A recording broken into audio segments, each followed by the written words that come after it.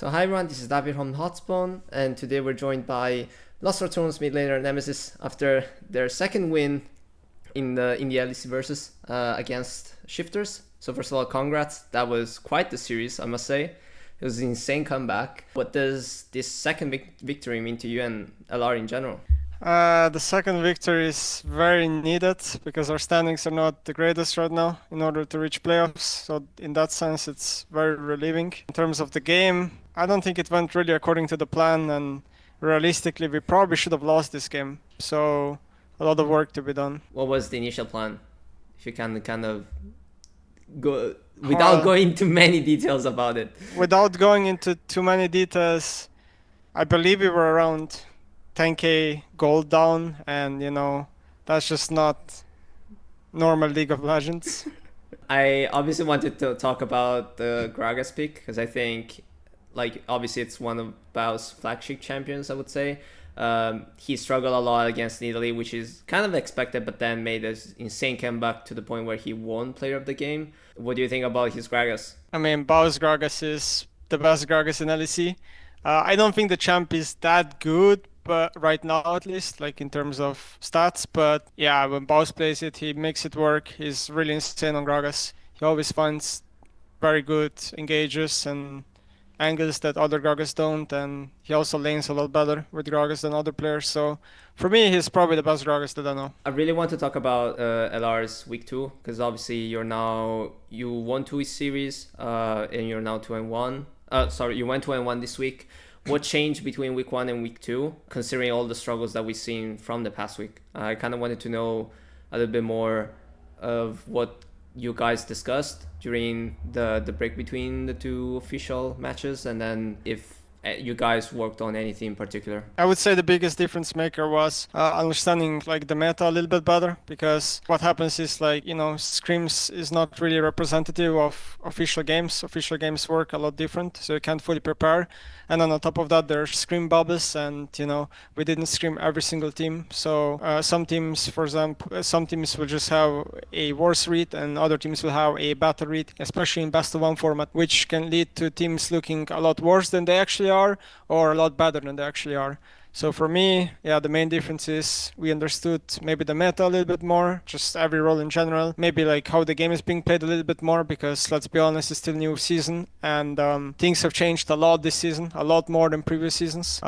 So yeah, I would say it's that. You mentioned about changes in your season. What has changed mainly as a mid laner from for you? I would say it's a lot of changes. For example, combat summoners are a lot better now than teleport. I would say the way minion waves work a lot differently, so that changes matchups completely. Especially melee versus range matchups are completely changed this season. I would say early game is probably a little bit more important than previous season.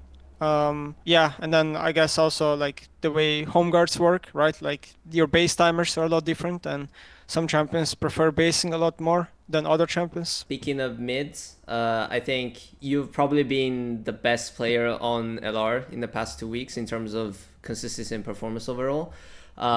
If you're looking at the LEC mid laners pool right now, where do you think you sit, and why would you think you would belong in that place among the 12 mid laners in the league right now? I haven't played against everybody, but I'm just gonna say I'm the worst mid laner in LEC. That way, nothing can fire back against me.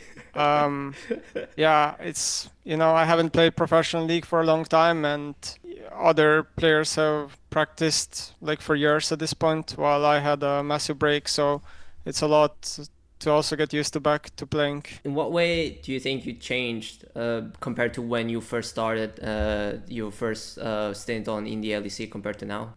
I would say I'm similar in a lot of aspects. Maybe the thing that I changed the most is that I am more direct with people. Because back then I felt like I had a very small voice, even though I knew what I was saying was like correct or accurate. I felt like I was, just because I was like the newest person, for example, or the one with the least amount of achievements, I guess.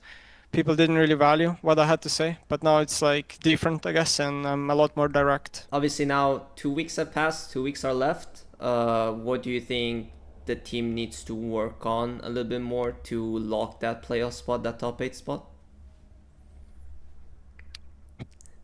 Um, You can Need also to do a long list if you want. If there are a lot of things, I'm down to hearing the whole list.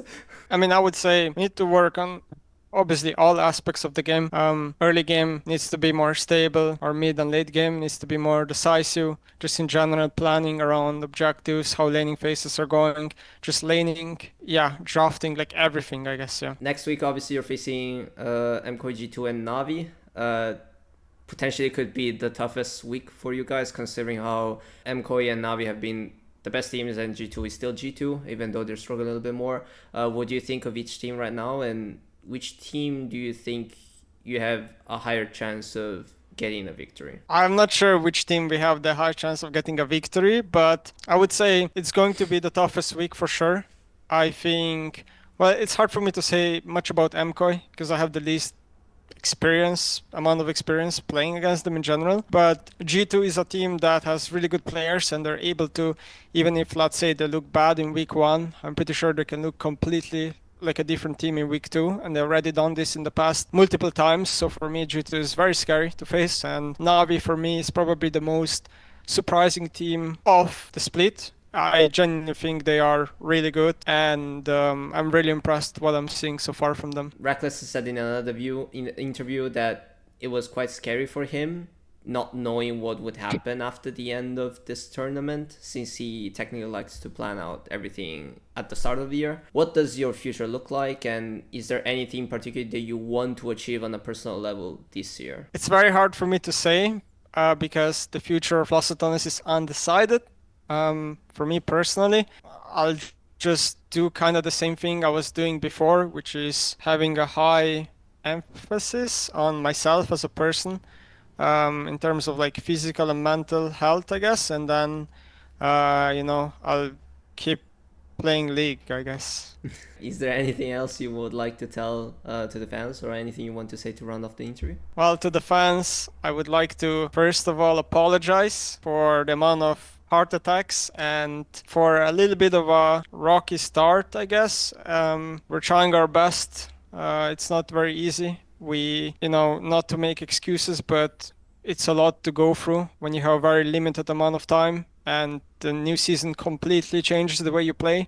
So I felt like the build up that we had the previous year doesn't really help at all right now. We have to literally relearn the game from scratch, which is a big challenge. And we're gonna keep trying our best and hopefully make playoffs.